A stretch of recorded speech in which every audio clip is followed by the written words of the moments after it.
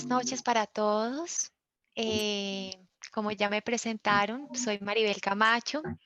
Quiero agradecer profundamente la invitación que me hace esta hermosa comunidad, Misión RUA, eh, a Sonia, a Kika, al padre también, al padre Claudio. Una bendición muy especial poder estar acá con ustedes. Bueno, voy a iniciar haciendo un preámbulo pequeño sobre el tema testimonial, y es que cuando uno da el testimonio, generalmente hay tres partes, ¿no? La primera parte son un poco las circunstancias que envolvieron mi historia, un poco las raíces, esas raíces de nuestras familias, de las familias que provenimos, y las circunstancias que me rodearon. Luego viene entonces como la parte de todo lo que sucede, las crisis, los conflictos, el dolor y las heridas. Y finalmente viene esa purificación que hace nuestro Señor Jesucristo cuando toca el alma de las personas. Entonces, bueno, voy a iniciar en esa perspectiva. Bueno, quiero contarles que, como decía Sonia, yo provengo de una pareja de jóvenes que se conocieron iniciando la universidad. Más o menos tenían alrededor de 20 años, una pareja joven, linda, enamorada, pero desafortunadamente en un contexto donde en un tiempo en el que la fe y la religión era como opuesto a lo que los jóvenes estaban buscando en ese tiempo, más o menos alrededor de los años 70. Desde los 60 a los 70 se da esta como revolución ideológica y política en la cual los jóvenes quieren un poco como apartarse de lo que son los lineamientos de Dios. Entonces, bueno, yo inicio, mis padres inician en su relación, y pues mi mami queda embarazada antes de que ellos puedan casarse. Entonces toma la decisión de casarse sin ser creyentes en Dios, o sea, sin tener en ese momento un deseo real de seguir a nuestro Señor Jesucristo, y inician un proyecto de familia. Entonces, bueno, nosotros, yo y luego viene mi hermano 3 años después, iniciamos en un ambiente donde mi familia pues tenía unos ideales políticos un poco de izquierda, el tiempo del comunismo, el tiempo en que se da toda esta ideología. Que traen los jóvenes, y con una fuerte defensiva contra la fe católica. Entonces yo nazco en este hogar de esta joven pareja muy militante en las cosas políticas, mucha cultura, mucho arte, pero definitivamente sin Dios en ese momento. Mis padres no estaban con Dios. Pero como decía Sonia, yo desde muy pequeñita, cuando iba donde mi abuelita era una mujer de esas hermosas que siempre hablaba de Dios, y a las escondidas de mi mamá, porque era a las escondidas, ella me empezó a hablar de Dios, me empezó a mostrar el camino de la fe, los cuadros, y yo empecé a enamorarme de Dios. Yo recuerdo una parte muy bonita de mi historia, que yo cuando tenía más o menos 7 años, yo rezaba, pero tenía que rezar escondida de mi mamá, porque a mi mamá no le gustaba que yo rezara, ni le gustaba que mi abuela me llevara pues a la iglesia. Entonces pues era bastante complicada. Y bueno, y pues obviamente ni mi hermano ni yo fuimos bautizados. Entonces mi familia transcurre así. Yo llego a los 12 años de edad, y mis padres, en medio de la historia de vida que ellos están viviendo, deciden separarse. Hay una fuerte separación de mi papá. Mi papá se va a Francia más o menos un año, 2 años, y cuando regresa toma la decisión de separarse. Em, Esto fue un golpe duro. Yo tenía 12 años. Yo estaba estudiando en un colegio no confesional, no católico, sino artístico, y todo lo que yo aprendí en ese colegio, pues era de arte, de cultura, intelectual, pero de fe absolutamente nada. Lo único que yo tenía era algunas oraciones de mi abuelita. Entonces, pues no tuve nada con qué defenderme en el momento de separación, y como era la hermana mayor, Yo decidí asumir la separación de mis padres me dolió, pero la asumí con mucha indiferencia. No quise expresar lo que yo estaba viviendo y eso lo cuento porque más adelante se va a ver en muchas cosas que pasaron en mi vida con relación a lo que sucedió en la separación de mis padres. Bueno, entonces ya llega la época de la universidad.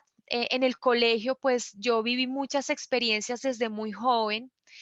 Y debo decir que mi mamá era una mujer muy joven que tenía muchas expectativas de seguir estudiando y de alguna manera pues ella siguió su vida un poco con la libertad de estudiar y de querer hacer sus cosas y yo tuve una libertad diferente a las de mis compañeras. Entonces yo desde muy joven fui muy independiente y salía, rumbeaba y no tenía casi problemas por hacerlo.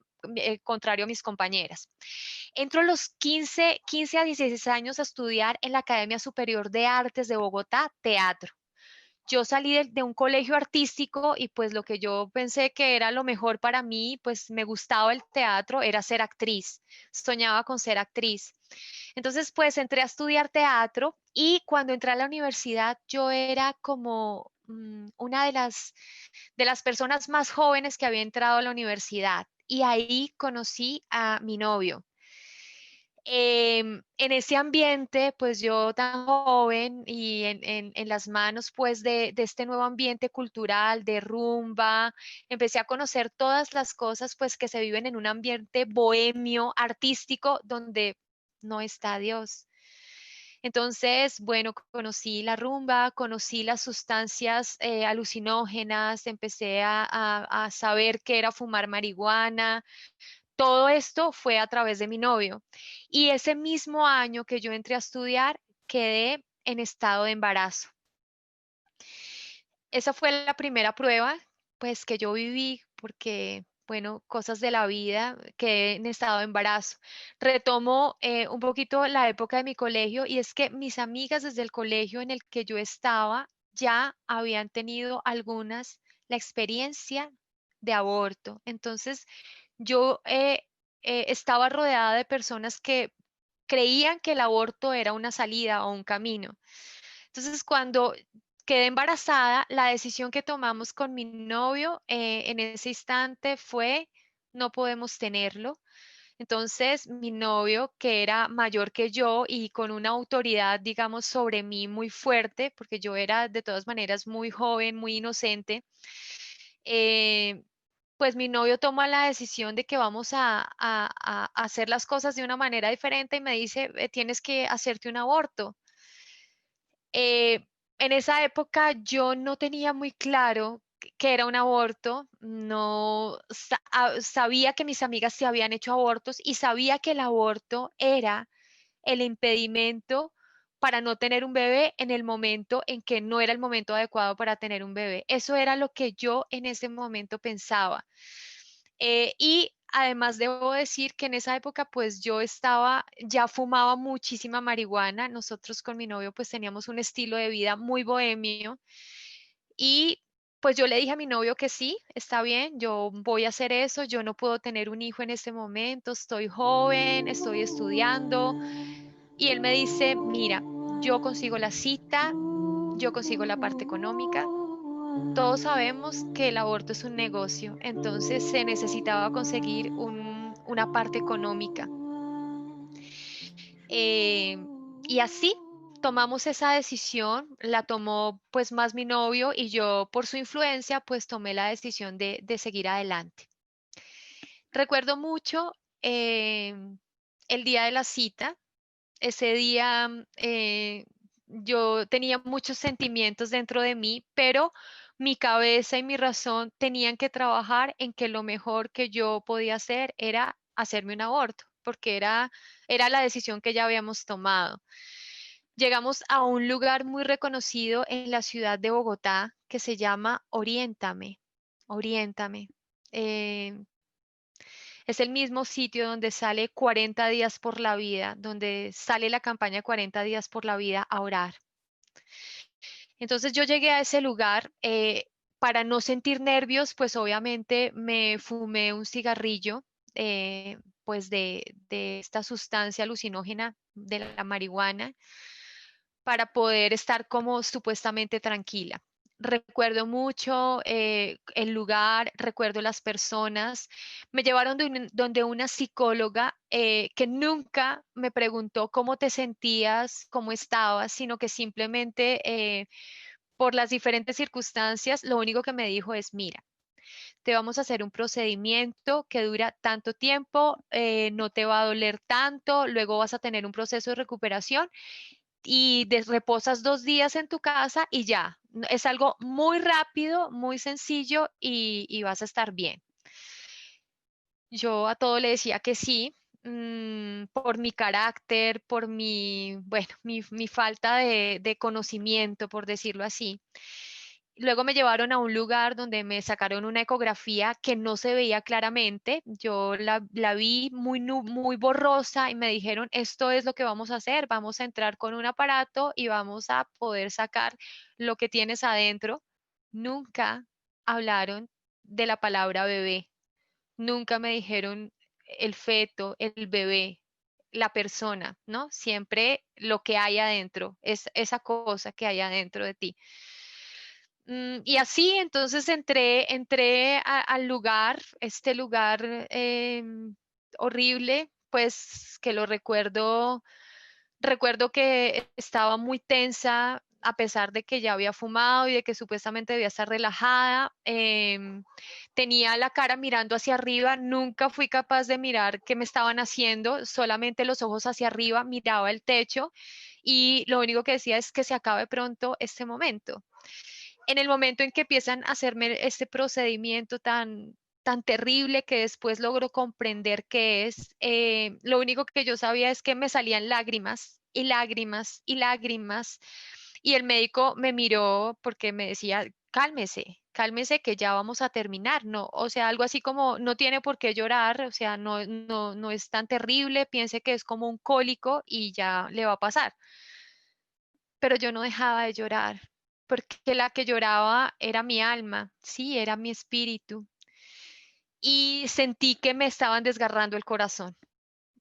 Después de terminar todo este proceso tan cruel, em, pues salí de este lugar, eh, entré a un cuarto donde habían más mujeres. Y recuerdo mucho esa imagen porque ninguna de nosotras fuimos capaces de mirarnos a los ojos. Todas teníamos la mirada agachada y nos mirábamos de reojo, porque muy en el fondo, todas las mujeres saben que hay algo que no está bien. Por más que nosotras creamos que no hay una persona dentro de nosotras, hay un sentimiento profundo de que hay algo que no está bien y es el espíritu y es Dios quien está hablando. Entonces, bueno, las cosas transcurrieron así. Recuerdo que después de esa circunstancia tan dolorosa, cuando salí, mi novio me miró, me dijo, ¿cómo estás? Yo le dije, estoy bien, solo quiero irme a dormir y me fui para mi casa a dormir, a evadir, a no pensar. Pasó el tiempo y bueno, por circunstancias de la vida, volví a quedar en estado de embarazo. Casi en menos de un año volví a quedar en estado de embarazo. Y fue muy duro porque la decisión que tomamos fue exactamente la misma. No podemos tener un bebé. Si ya mi novio me decía, si ya pasaste por un aborto y no te pasó nada, pues entonces hagamos el otro porque porque seguimos con la misma idea de que no podemos tener un bebé en este momento. Estamos iniciando nuestros estudios de universidad. Entonces volví nuevamente a ese oscuro lugar y me hice mi segundo aborto. En esta segunda aborto que hubo, este lugar o estas de ese lugar tomaron una decisión sin haber contado conmigo Y lo que me dijeron cuando me desperté un poco del letargo en el que estaba, me dijeron, nosotros te colocamos el aparato intrauterino para que no vuelvas a quedar embarazada, porque es que ya has pasado por 2 abortos, entonces no es bueno que vuelvas a volverte a hacer otro aborto. Eh, y yo en mi inocencia, pues pensé que era lo mejor que ellos pensaban en mí, que era lo mejor que ellos podían hacer. Me hice este segundo aborto y a partir de allí inicia este proceso tan terrible, esta primera etapa de aquello que se llama el síndrome posaborto. Yo no era consciente, si a mí me preguntaban, ¿cómo te fue? ¿Estás de acuerdo con el aborto? Yo a todo el mundo le decía, sí, yo estoy de acuerdo, las mujeres debemos y tenemos todo el derecho a hacernos abortos porque no vamos a tener un hijo cuando no es el momento deseado. Pero interiormente, dentro de mí, había tristeza, había rabia, había depresión. Se incrementó mi consumo de esta sustancia que yo utilizaba, de fumar marihuana, se incrementó en mí el deseo de utilizar otras cosas, eh, de tomar y de utilizar otras sustancias, porque definitivamente yo tenía el alma oscura, triste. Y sucedió otra situación que sucede con las mujeres que abortamos. Bueno, a mí me pasó, no sé si a todas les pase, y es que yo no quería seguir, no resistía a mi novio. Él se me acercaba a darme un beso, a abrazarme y yo lo apartaba de mí. Y él me decía, ¿qué te pasa? Y yo le decía, no me pasa nada, no quiero, no quiero que me abraces ahorita. Yo no sabía qué era, pero después entendí que tenía mucha rabia con él, mucha rabia interior, pero no lo podía expresar. Y tenía una dependencia absoluta también, pues, de este hombre, de esta relación. Y la relación se acabó. Y así empecé un proceso de vida. A los 17 años me fui de mi casa y empieza una vida como es la vida de una mujer sin Dios, en una búsqueda absoluta del amor, de la emoción, del evadir. Entonces empecé siendo actriz y obviamente desde el ambiente de teatro a conocer a personas, a pasar de relación en relación, a, a experimentar cada vez más como un nivel de vida. Tenía una adicción muy fuerte con el ejercicio, tenía una situación muy fuerte con la bulimia, con la anorexia. O sea, yo pasé por todas las enfermedades que muchas jóvenes y mujeres de este tiempo que buscan la felicidad y que creen buscarla, la hallan a través de experimentar en estas cosas, ¿no? Entonces yo era en muchos momentos súper anoréxica, luego sufrí de bulimia, eh, pasé de relación en relación hasta que tuve nuevamente un novio con el que tuve una relación más estable y una vez más quedé en estado de embarazo. Y en esta oportunidad, una vez más, em, tomamos la decisión de abortar. Esta vez la que tomó la decisión fui yo, con el corazón totalmente endurecido. Yo decía, el aborto, cuando una mujer se realiza un aborto, las mujeres que defienden el aborto lo hacen porque el corazón se endurece. Si una mujer es capaz de acabar con la vida en el vientre de su propio hijo, su corazón ya no late, ya no ama, ya puede experimentar cualquier cosa, ya no le importa una relación, ya no le importan los hombres de manera profunda, ya la relación como la mía, empecé a chocar con mi mamá, por eso me fui de mi casa, empecé a chocar con mi papá, pues que lo veía cada tanto y, y no encontraba esa paz. Entonces, en esta última relación fui yo recuerdo mucho que él me dijo, no quiero que lo hagas. Eh, Él lloró mucho, me pidió mucho que no lo hiciera. Él me quería mucho en esta relación que yo tuve con esta persona.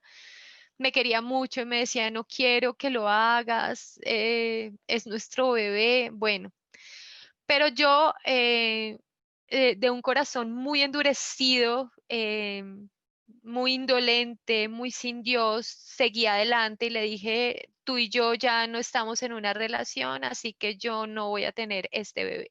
Y volví nuevamente a esta casa.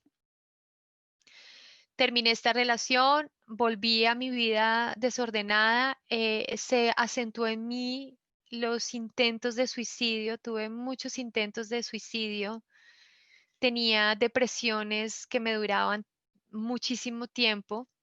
eh, por eso terminaba rápidamente mis relaciones porque las personas con las que yo estaba me decían, es que yo a ti no te entiendo, tú eres tan variable, tú entras en unos estados que no entiendo qué es lo que te pasa y yo tampoco entendía qué era lo que me pasaba. Pero bueno, es toda una crisis, toda una vida de dolor, de rabia, de resentimiento, donde yo no hallaba felicidad. Me fui de mi casa pensando que la felicidad era vivir sola y hacer lo que yo quería y no la encontré. Viajé, tuve un viaje también a Europa, viajé por el mundo, bueno, hice muchas cosas, pero no me sentía feliz. Y cada vez que yo estaba sola en mi cuarto, eran depresiones. Yo tuve una época donde, pues digamos, la experiencia, sobre todo con el alcohol, fue muy fuerte. Yo bebía constantemente, hacía muchísimo ejercicio, ejercicio, ejercicio, ejercicio y tomaba, comía muy poquito, tomaba y así me mantenía haciendo cosas, evadiendo, olvidándome de lo que había, del dolor que había en mi corazón. Y con la relación que tuve después, una vez más volví a quedar en estado de embarazo. Este era ya el cuarto embarazo por el que yo pasaba. Y en esta última, yo medité y pensé lo siguiente, dije, yo no quiero volver a ese lugar, yo no quiero volver a ese lugar donde me van a volver a hacer ese procedimiento tan doloroso. Entonces voy definitivamente a tomarme las pastillas. Y fue lo que yo decidí hacer con mi novio, entonces con el novio de ese momento. Entonces él me dijo, listo, compremos las pastillas. No recuerdo el nombre de las pastillas. Yo tomé estas pastillas y recuerdo mucho que duré 2 días enferma, bueno, no sé si ustedes han visto la película de Esperado, un poco ahí lo muestran en esa película, los cólicos, el dolor, bueno, todo esto tan fuerte. Y tomé las pastillas y yo pues no sentí como que pues yo no sabía si estaba embarazada o no. Entonces yo le dije a mi novio, yo no sé si sigo embarazada, pero pues vamos a este lugar. Fuimos a otro lugar también reconocido en Bogotá y es un sitio que trabajaba de manera más subversiva que el primero. El primero se llamaba Oriéntame, el segundo se llama Profamilia. Y con esto quiero denunciar que Profamilia desde hacía mucho tiempo ya hacía estas prácticas de aborto de manera esporádica, no tan constantemente como lo vinieron haciendo después. Y en ese lugar, pues me hicieron una prueba de embarazo y me dijeron, sí, efectivamente, usted está o todavía no ha logrado evacuar todo lo que hay dentro del útero, entonces le vamos a hacer un legrado. Y me hicieron un legrado, una vez más, en Profamilia. Después de toda esta historia tan fuerte, tan triste, con tantas heridas, debo decir que todo esto que yo viví lo viví sin estar bautizada. Yo no era creyente, no estaba bautizada, pero recuerdo mucho que en muchos episodios de mi vida de consumo, de estas situaciones en las que yo no estaba consciente, yo hablaba supuestamente con Dios y le decía a Dios, yo tengo que salir de esto, pero no sé cómo salir. Yo necesito que algo pase en mi vida porque no sé por qué paso de cosa en cosa y no logro superar toda esta situación. Dada toda la crisis que estaba pasando, mi hermano también pasa por situaciones de consumo de drogas. Eh, Al final, mi hermano tiene una situación de consumo muy, muy fuerte en su vida. Y en esa situación de consumo, él entra a una comunidad donde inicia esa primera parte de purificación en mi familia. Se llama la comunidad de los terciarios capuchinos.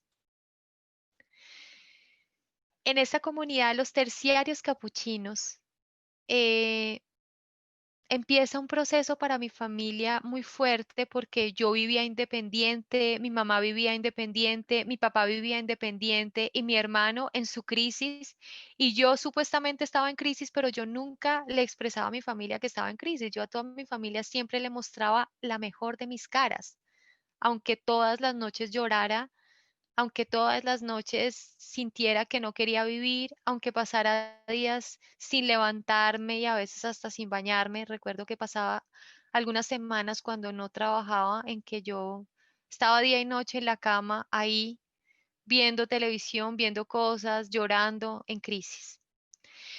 Y mi hermano entra en esto y en esa comunidad empieza un proceso de purificación. Y lo primero que le dice la comunidad de los terciarios capuchinos a mi familia es, no, el problema no es de su hijo, el problema no es de Ricardo, de su hermano, el problema es toda la familia y toda la familia tiene que hacer un proceso de rehabilitación, porque cuando hay en una familia una persona consumidora de drogas, una persona con adicciones, no es solo la persona, es toda la familia.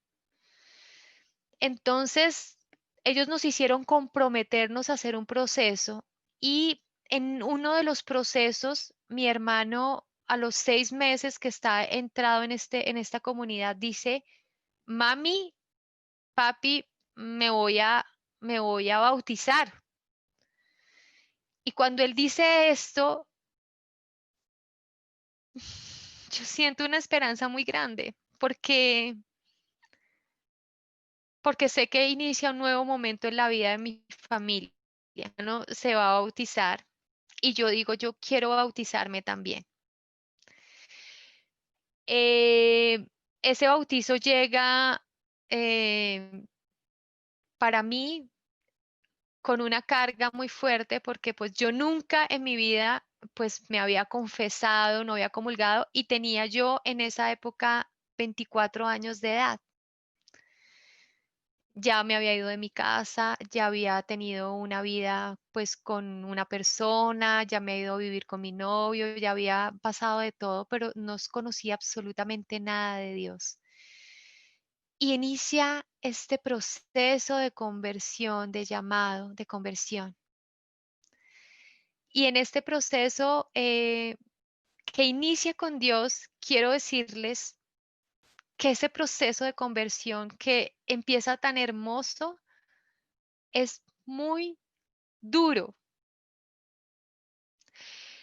porque lo primero que hace Dios en la vida de las personas, además de que las personas nos sentimos amadas, es mostrarnos, es quitarnos la venda de los ojos y mirarnos hacia adentro.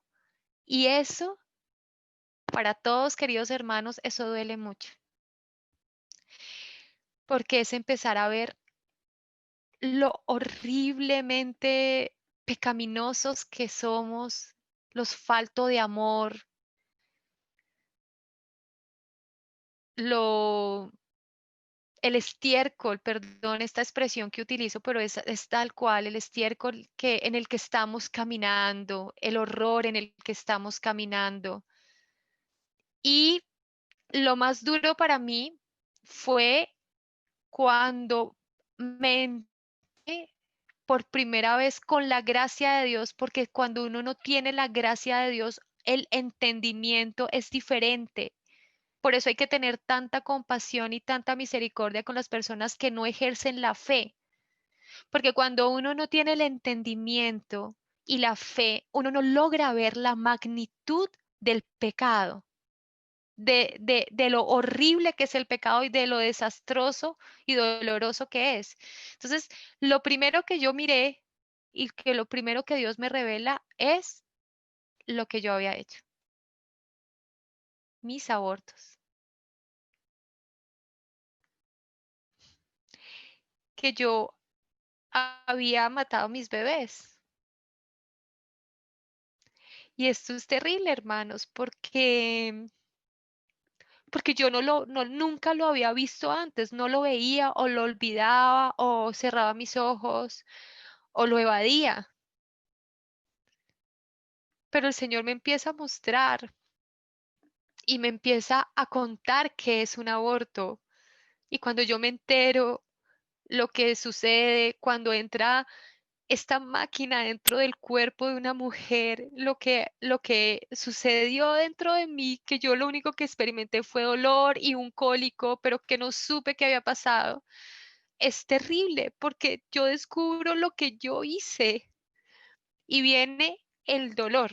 Vienen 5 años de llanto, que ahorita todavía lloro, pero ya estoy sana. Bueno, una parte está muy sana. Pero fueron 5 años donde yo lloraba y donde, a pesar de que fui perdonada, todas las personas que han pasado por esto saben que es necesario hacer más que un perdón. Es necesario hacer una reparación y es necesario hacer un proceso de sanación. La primera sanación la da el sacramento, recibir el sacramento de la confesión es como una descarga. Pero a mí me hicieron, a mí además de la primera confesión, pues debo contarles que me hicieron también liberación, porque yo estuve en una comunidad, la primera comunidad que estuve carismática, y cada vez que el líder de esa comunidad se me acercaba, yo empezaba a llorar. Entonces él me decía, tú tienes algo espiritual muy fuerte. Entonces yo le conté, sí, yo pasé por un aborto. Me dijo, tú tienes un espíritu de muerte. Entonces ellos me llevaron a un salón y me hicieron una liberación donde yo lloraba y gritaba y bueno, todos los que de este grupo, algunos de pronto han experimentado lo que es una liberación y tuvieron que hacerme este proceso de liberación porque yo tenía un espíritu de muerte y de tristeza impresionante. Yo le contaba la vez pasada en el testimonio que a mí me miraban a los ojos y me decían, ¿qué tienes? ¿Por qué estás llorando? Yo decía, no, yo estoy bien, yo no estoy llorando. Y la gente me decía todo el tiempo que me veía la mirada triste. Entonces, bueno, todo esto fue una experiencia súper triste y, y así estuve en procesos de sanación por muchísimo tiempo, con diferentes comunidades,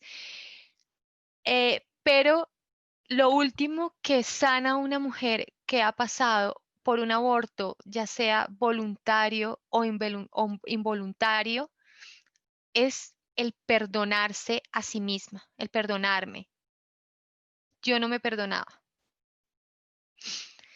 Y esto era muy duro porque a pesar de que en el momento en que me confesé, el padre me decía, mira, hay una parte de ti en la que, porque tú estabas lejos de la fe, no hay una culpa de la misma manera de una persona que ha conocido, que conoce la fe, que sabe que el aborto es un pecado, que sabe la verdad y sin embargo atenta contra ese bebé, contra sí misma cometiendo el aborto. Me dijo, tú no lo sabías de manera clara, no tenías la fe, no estabas bautizada, no entendías.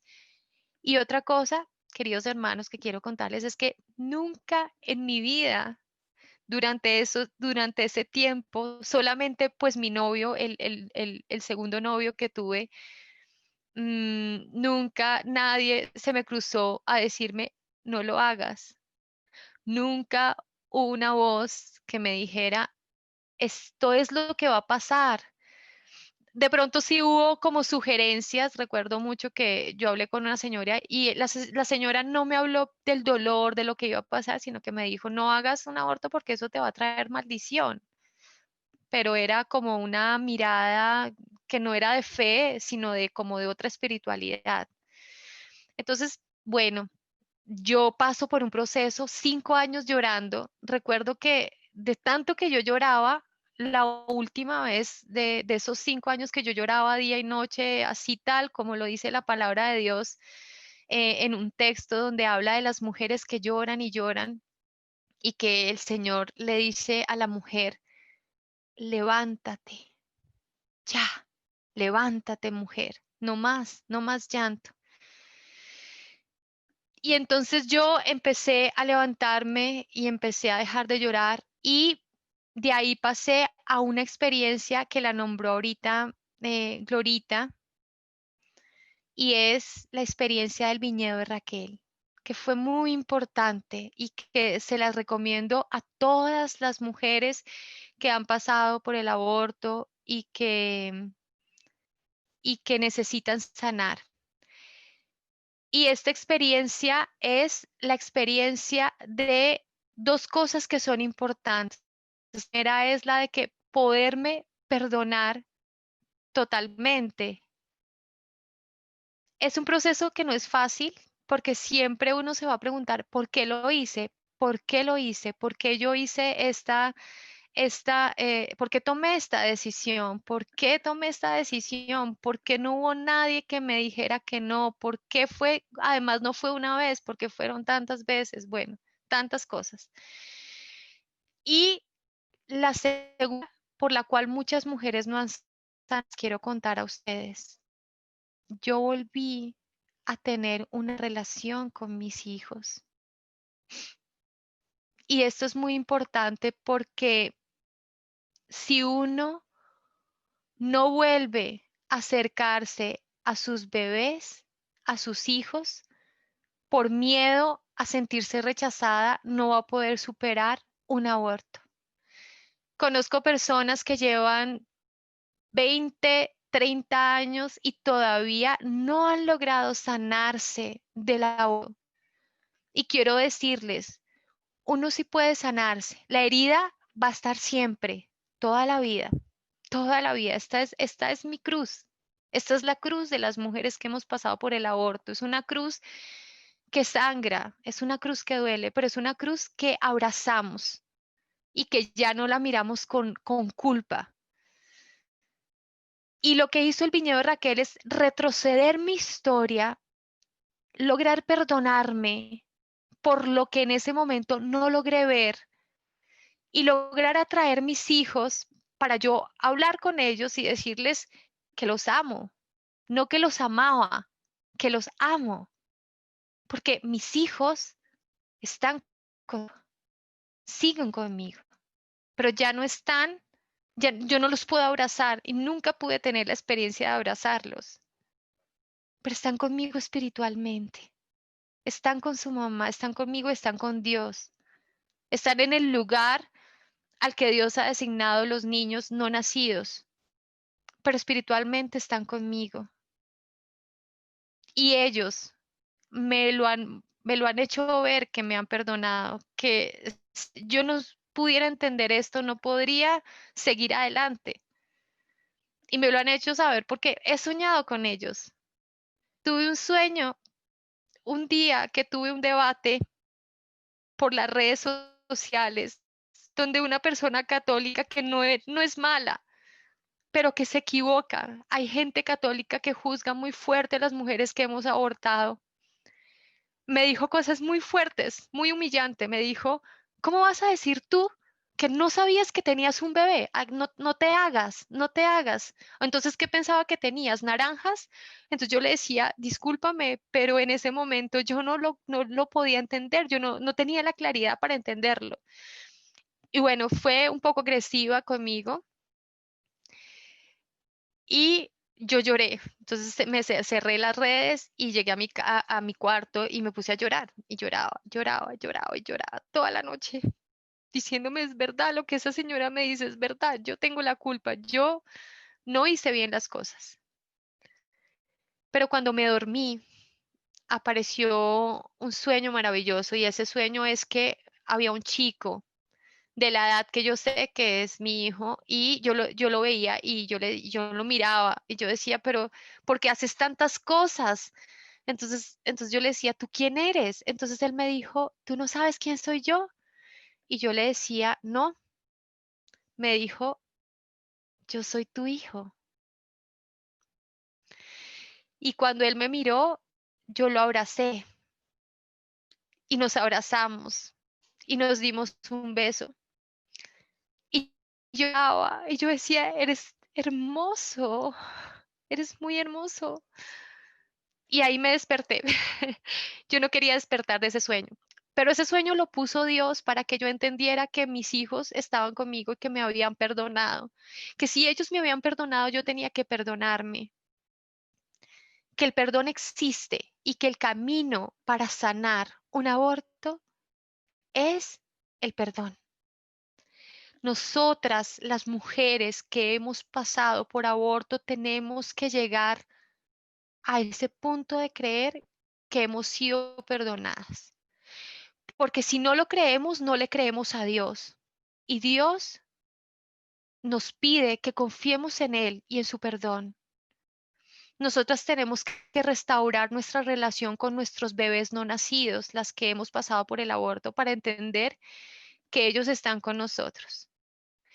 Y el siguiente paso que hay para sanar y restaurar este camino de las mujeres que hemos sido marcadas con cicatrices del aborto es la reparación. ¿Y cuál es esa reparación? Algunas mujeres que han pasado por el aborto, pues obviamente algunas Dios les ha dado el don de tener hijos y esa es una manera de reparar muy hermosa, porque el bebé que ya no está contigo por las circunstancias que se dieron en ese momento, no está actualmente contigo, pero tienes un bebé que tienes que asumir, un padre, una familia, un esposo o si eres madre soltera, tu hijo. Pero yo no tengo hijos.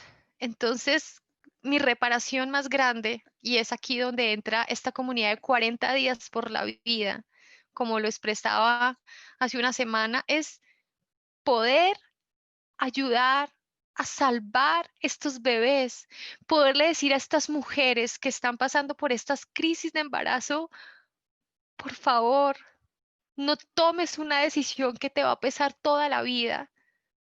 Mira que es tu bebé, mira que late su corazón, mira que es hermoso, mira que Él te va a traer una bendición, que así tengas conflicto con el papá de tu bebé, que aunque no está, que así tengas conflicto con tantas cosas que son difíciles, la parte económica, Dios va a traer a tu vida luz a través de este bebé.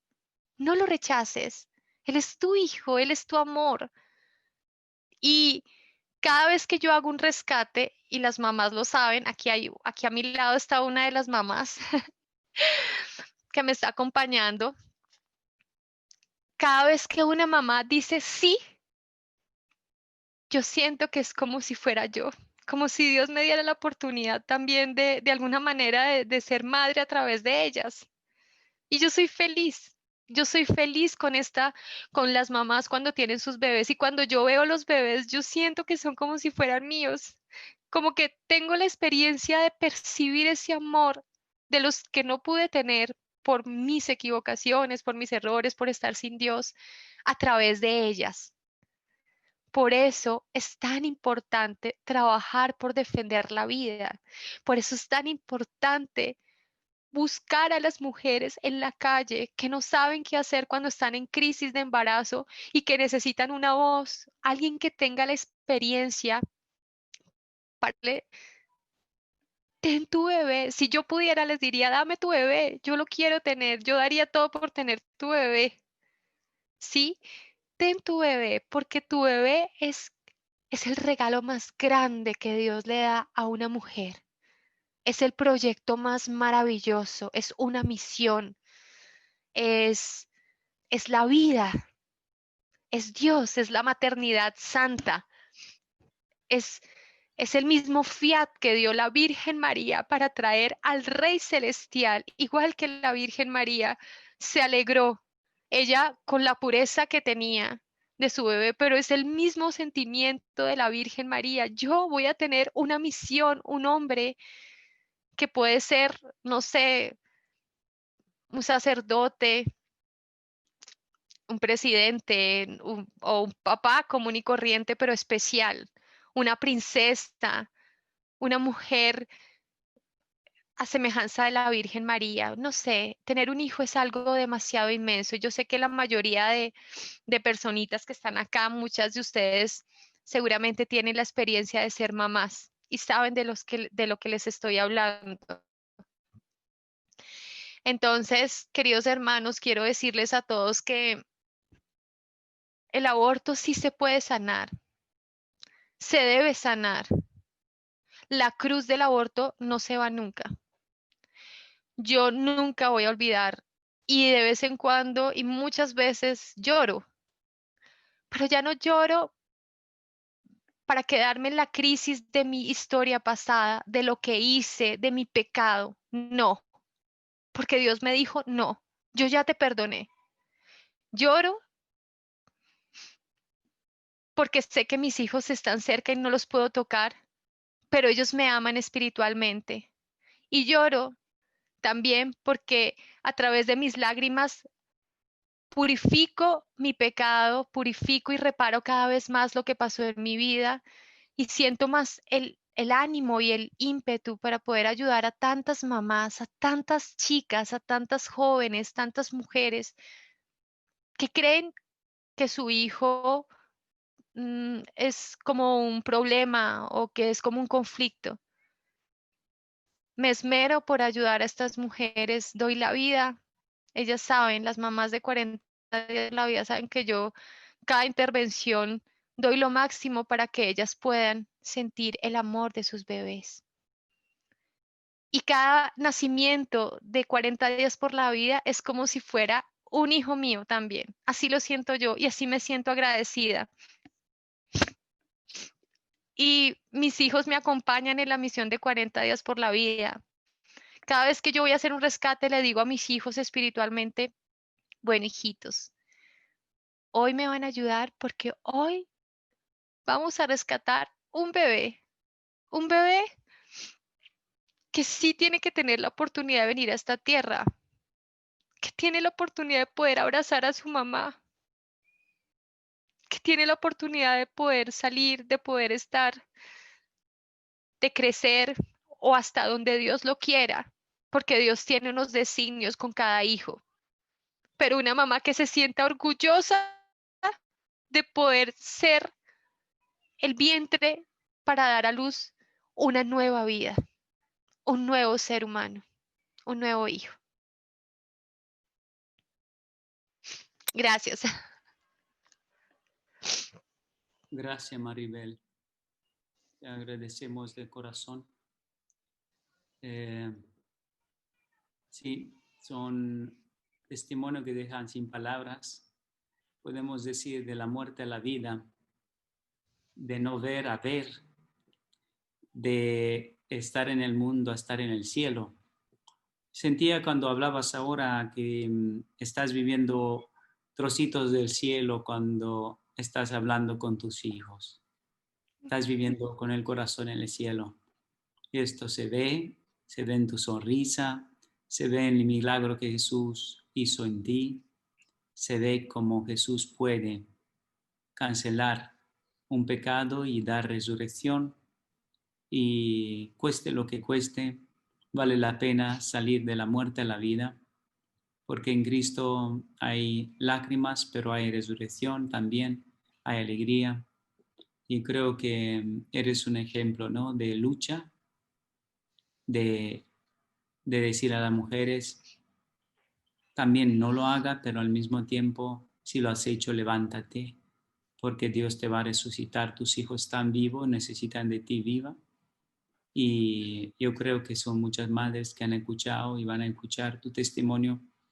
Y Jesús nos dice, levántate, no mires el pasado, que sepas que yo soy el Dios que estoy en el presente, en el pasado, en el futuro. Puedo restaurar vidas. Mientras estás en esta vida, da vida. Da vida con el corazón, da vida con el respiro, da vida con la sonrisa, da vida con la palabra, con el ánimo. Da mi vida porque hay vida. Y en el cielo conocerá a tus hijos.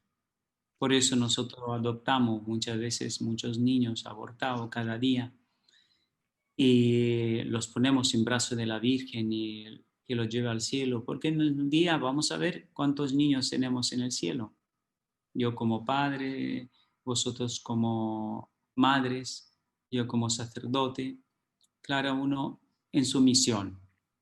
Pero es bonito escucharte porque es una victoria de Cristo, una victoria de Cristo diciendo sí, es posible, sí hay dolor, hay pecado, pero por eso vino Jesús. Y Él nos dijo, yo vine por los pecadores, no por los justos. Y qué afortunado que estamos pecadores, porque así nos sentimos necesitados. Y todo lo que estamos aquí y escuchamos, esta es la actitud con cual tenemos que ir a la misa. No me voy porque estoy en el cielo, me voy porque necesito del cielo. No me voy a la misa para que soy perfecto, me voy porque soy un mendigo que necesito amor para poder dar amor. Estoy buscando el cielo y si lo encontré como Maribel, pues no lo sueltes. Sí, hay una herida, lo dijo muy bien. Hay una herida sangrante diciendo, quisiera conocer mis hijos en la tierra.